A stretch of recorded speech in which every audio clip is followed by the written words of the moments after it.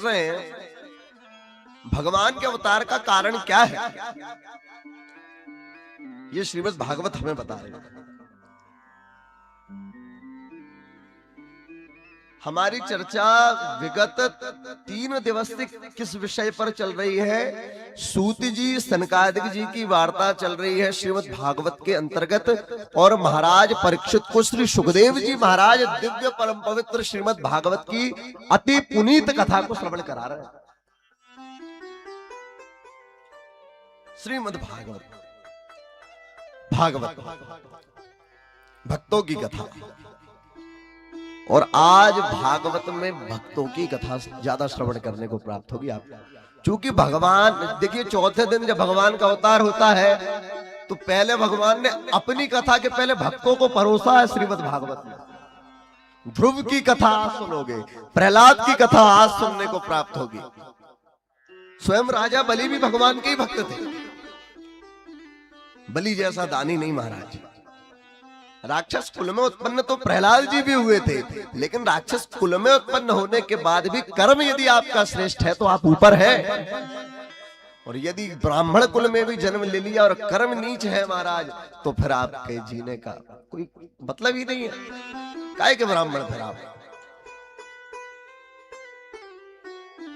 कर्म अच्छे होना चाहिए। तो श्री परीक्षित जी महाराज को श्री सुखदेव जी महाराज श्रीमद् भागवत की कथा श्रवण कराते हुए कह रहे हैं कि हे परीक्षित, भगवान के 2 प्रकार के ध्यान हैं, एक स्थूल ध्यान है और एक सूक्ष्म ध्यान है।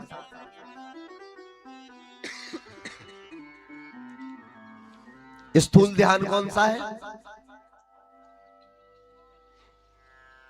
स्थूल ध्यान है ये सर्वम खलु इदम ब्रह्म, अर्थात हरि व्यापक सर्वत्र समाना।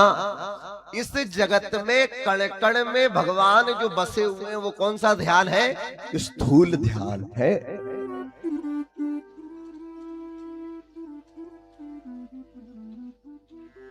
ऐसा ही नहीं महाराज, पाताल में तस्यहिपाद मूलम पठन्ति पाशनि प्रपदे रसातलम महातलम वै पुरुषं से जंगे तलातलम वै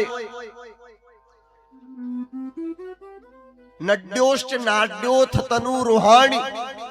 ये बताया क्या पाताल को महाराज, पाताल में तस्यहिपाद मूलम भगवान के चरण बताया, रसातल को भगवान की जंगा बताया, नदियों को तो महाराज नाड़ी बताया, तनु रूहानी जो रुए होते शरीर में छोटे छोटे केश, वृक्षों को बताया महाराज। तो एक एक शरीर के अंग में भगवान के अलग अलग व्यवहार बताए कि भगवान इस रूप में महाराज हर जगह पर विराजमान। और कल तो वो सृष्टि वर्णन की चर्चा भी बड़ी सूक्ष्म हुई थी, तो उसकी भी बहुत बड़ी चर्चा है। 24 तत्व हैं, 24 तत्व के अपने अपने अधिष्ठात्र देवता हैं। हमारे हर एक तत्व में महाराज भगवान मन बुद्धि चित्त अहंकार इन सब तक में विराजमान है। इतनी बृहद चर्चा है, ऐसा विज्ञान है, पूरी साइंस तो यहीं परोस के रख दी है भागवत में।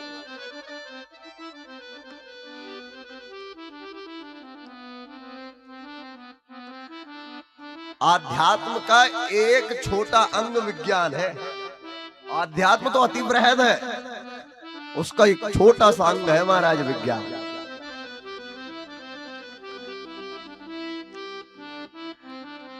अब सूक्ष्म ध्यान कौन सा ध्यान है? कौन सा है? प्रादेश मात्रम पुरुषम वसंतम। केवल और केवल दुनिया के प्रति नेत्र बंद कर लो और अपने अंदर ठाकुर की झांकी को देखना, यह भगवान का सूक्ष्म ध्यान है। दुनिया में देखना ही नहीं, आंख बंद करके और बस महाराज श्रीमन नारायण नारायण चलने दो। हृदय में भगवान की झांकी निरंतर जल रही है महाराज। ज्योत जो जल रही है अंदर ना, वो भगवान के रूप में विराजमान है। यही सूक्ष्म ध्यान है। अंगुष्ठ मात्र के ठाकुर हमेशा नित्य विराजमान है आपके हृदय में। ये सूक्ष्म ध्यान, इतनी सुंदर दृष्टि है भागवत। इन ध्यानों के विषय में बताया। और महाराज सगुण निर्गुण में कोई भेद नहीं, ये बताया। अष्टांग योग के विषय में बताया। कथा को क्या कहा? गंगा कहा। अच्छा, दो गंगा है। एक वो गंगा है जिसमें जाओगे तो शरीर पवित्र होगा, और एक ये गंगा है जिसमें आओगे तो महाराज आत्मा पवित्र हो जाए। उस गंगा में गए महाराज, शरीर पवित्र करके आ गए, और फिर आके घर में क्या काम कर दिया चालू महाराज? शरीर को मैला करना चालू कर दिया। लेकिन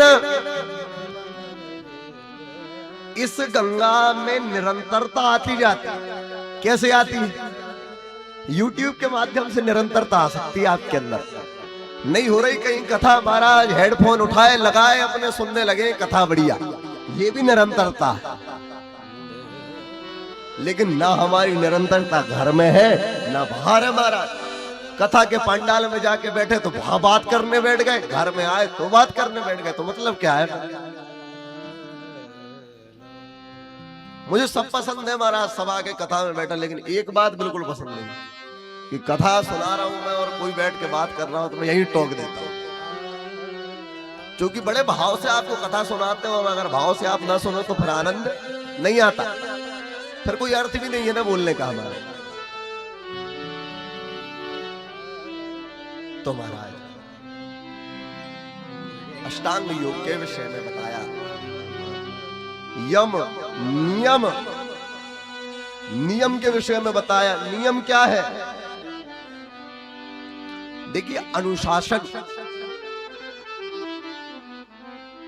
जीवन में अनुशासन अत्यंत आवश्यक है, क्योंकि आपको कहीं पर भी बैठना हो, समाज में चार लोगों के बीच में भी बैठना होगा ना, तो अनुशासन बहुत जरूरी है। यदि अनुशासन आपके भीतर नहीं है तो आप चार लोगों में बैठने लायक नहीं कहलाओगे।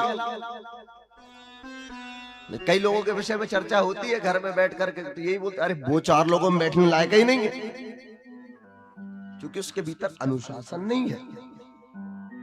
नियम, आसन, आसन की सिद्धि। आसन की सिद्धि कैसे होनी चाहिए महाराज? एक स्थान पर बैठकर एक दिन में कितनी माला फेरी, कितना नाम जपा, कितनी बार भगवान को पुकारा। बोले सुबह भी महाराज एक बार राम को पुकारा था, रात को भी एक बार पुकार लिया, बहुत हो गई।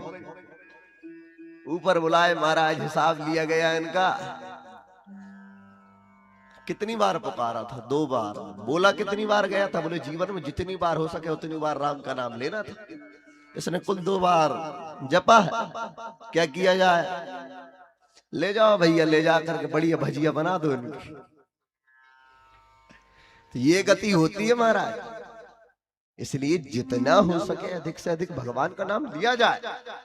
3 दिन से आपको बता रहा हूं एक ही बात, क्योंकि भगवान का नाम मैंने आपको कल भी बताया, कलियुग केवल नाम आधारा, सुमिर सुमिर नर उतर ही पारा, ए कलिकाल न साधन दूजा, जोग यज्ञ व्रत जप तप पूजा। केवल नाम की महिमा। वेदों ने, पुराणों ने, उपनिषदों ने, सबने यही कहा, अवलोक के सर्व शास्त्राणि विचार यही वच पुनः पुनः एकमेव सुनिष्पन्न हरेर नामेव केवलम, हरेर नामेव केवलम, हरेर नामेव केवलम। हरि का नाम ही पूरे शास्त्रों का, पुराणों का, उपनिषदों का, रामायण का, गीता का, शिव महापुराण का, भागवत का, देवी भागवत का, हर एक ग्रंथ का एक ही सार है, क्या? भगवान का नाम। लेकिन आसन सिद्धि होगी तब जब पाओगे, नहीं तो आसन सिद्धि कम, आजकल राशन सिद्धि ज्यादा होती है महाराज। बैठ के नाम कम जपते, बैठ के खाते ज्यादा।